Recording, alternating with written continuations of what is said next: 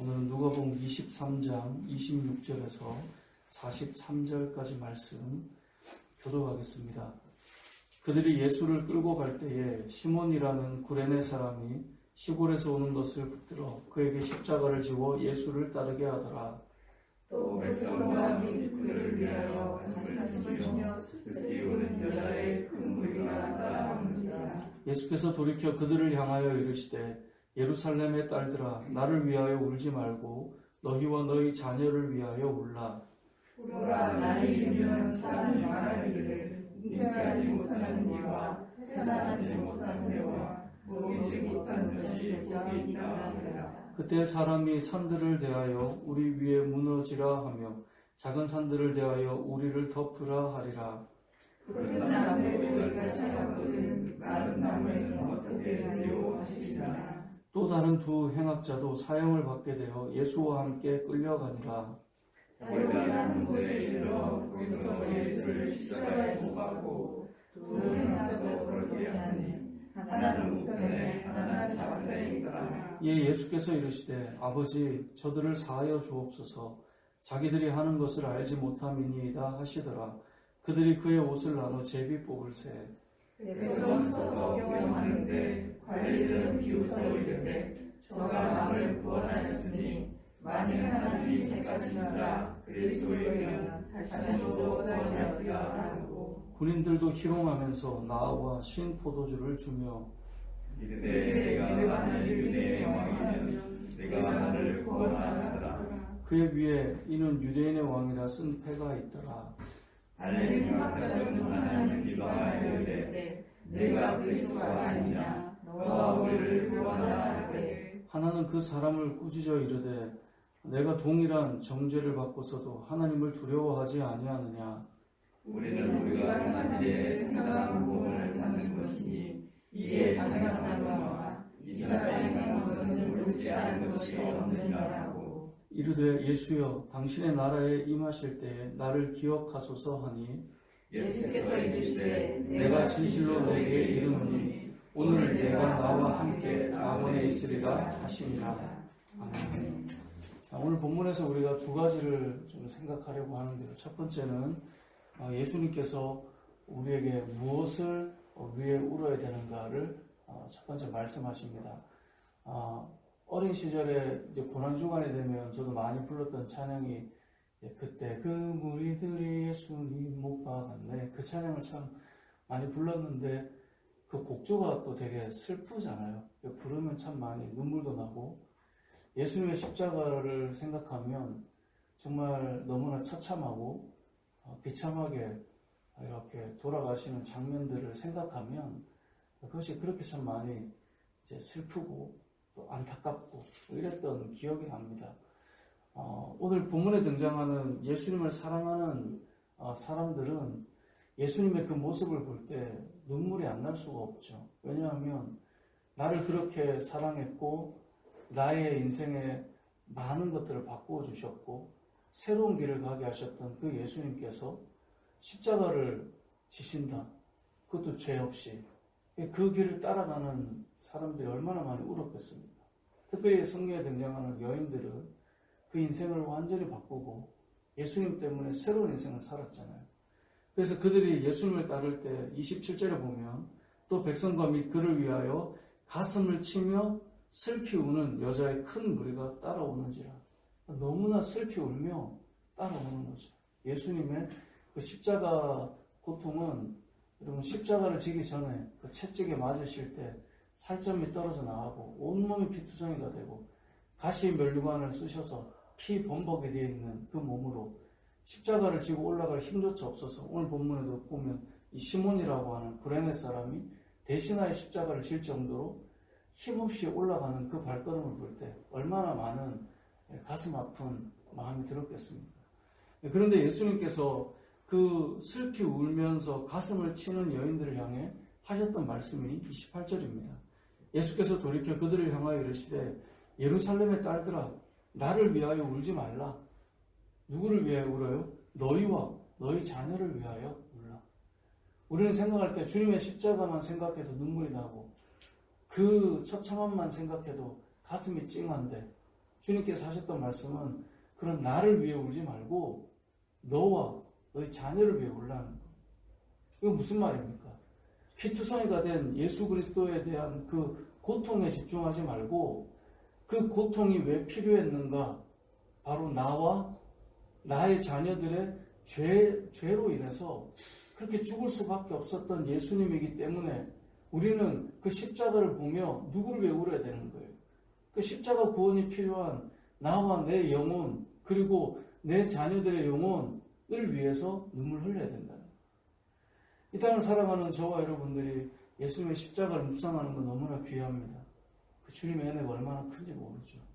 그런데 그 십자가를 볼 때 저 십자가의 죽음이 필요한 이유가 바로 나와 내 자녀들 때문이라는 것을 기억해야 된다는 거죠. 그래서 우리의 눈물은 오늘이 흔히 이제 우리가 성금요일이라고 부르는데 그래서 우리가 금요일 밤마다 금요기도회를 하고 하는 것이 다 이 유래 아닙니까? 그런데 이 기도하고 모일 때마다 기억해야 될 게 무엇입니까? 얼마나 아프셨는가? 십자가의 고통에 집중하기보다 그 고통스러운 죄의 값이 나와 내 자녀와 내 이웃과 내 주변에 있는 그 영혼들을 위한 십자가였다는 거예요. 그래서 그 십자가는 그 나와 내 자녀들과 온 인류를 위해 흘리신 그 보혈의 주님의 그 십자가 은혜와 그 사랑을 기억해야 된다는 것이죠. 그래서 오늘 말씀을 통해 우리가 먼저 기억할 것은 나를 위하여 울지 말고 너희와 너희 자녀를 위하여 울라. 이 말씀을 기억해야 합니다. 주님의 십자가를 바라볼 때 우리는 우리 자신을 보아야 합니다. 내 자신의 그 비참함, 처참함, 내가 져야 될 그 죄의 값, 그것을 볼 수 있어야 되는 것이죠. 두 번째로 기억할 것은 오늘 본문에는 예수님은 혼자 십자가를 지시지 않고 세 개의 십자가가 그때 세워졌다라고 하는 겁니다. 이것은 상당히 의미가 있습니다. 예수님께서 십자가를 지실 때 그 옆에도 또 다른 십자가들이 섰죠. 근데 이 또 다른 사형을 받게 되는 이 두 십자가 역시 이 죄인들이었죠. 그렇죠? 그렇게 해서 십자가가 섰을 때 우리가 잘 아는 것처럼 오늘 본문의 내용은 계속 예수님을 희롱하고 조롱하고 그리고 비난하고 이런 이야기들이 흐를 때 이제 두 십자가 상에서 세 십자가 상에서의 이 이야기가 이 안에 담겨 있습니다. 한 사람이 이야기합니다. 39절에 보면 달린 행악자 중 하나는 비방하여 이르되 너가 그리스도가 아니냐? 너는 우리를 구원하라. 진심이 아니죠. 비방하는 거예요. 야, 너 그리스도라며 나 구원해봐. 조롱하는 것입니다. 세상이 믿음의 사람들을 향해 마치 야 너희한테는 구원이 있다며 이렇게 말하는 것처럼 비난하고 조롱하는 것입니다. 그때 또 다른 한 사람이 그 사람을 꾸짖습니다. 너가 동일한 정죄를 받고서도 하나님을 두려워하지 않느냐. 그러면서 예수님께 말합니다. 예수여, 당신의 나라에 임할 때 나를 기억해 주십시오. 이것은 너무나 중요한 모습입니다. 가운데 서 있는 예수님의 십자가는 온 인류를 구원하시는 죄 없으신 분이 죄를 다 짊어지는 십자가였습니다. 양쪽에 있는 두 십자가는 둘 다 죽을 수밖에 없는 죄인임을 보여주는 십자가입니다. 근데 하나의 십자가에 달려있는 영혼은 죽기까지 예수님을 비방하고 조롱하며 세상을 떠납니다. 또 다른 한쪽에 있는 십자가는 둘 다 죄인입니다. 그렇죠? 둘 다 죽는 자들입니다. 하지만 한쪽에 있는 십자가는 주님의 나라를 그 마지막에 바라고 소망합니다. 우리가 생각할 때 어떤 분이 그런 얘기 하더라고요. 자기 인생에 제일 부러운 사람이 마지막에 회개한 이 사람이라고. 마지막까지 그 즐거움을 누리다가 마지막에 이렇게 막차탄 그 이야기를 막 하시더라고요. 그래서 제가 그분께 드렸던 말씀이 빨리 만날수록 인생의 기쁨이 더 큽니다. 예수님을 빨리 만날수록 하나님 나라는 이미 이 땅에 우리 안에 시작되기 때문에 주님 빨리 만날수록 더 기쁜 것입니다. 그런 말씀을 드렸는데 그분은 세상이 더 기쁘다 생각했으니 세상에서 더 즐기다가 마지막에 이런 생각을 하시겠지만 아무튼 오늘 본문에서 마지막에 죄인된 자가 예수님을 받아들이는 이 사건은 예수님을 중심으로 인생은 이 두 부류밖에 없음을 보여줍니다. 예수님을 받아들이는 죄인과 예수님을 거부하는 죄인. 둘 다 죄인이지만 한 사람은 죄인된 자신을 하나님 앞에 내어놓고 하나님 나라를 들어가기를 소망하며 저의 영혼을 받아주시기를 원하는 그런 존재가 있고요.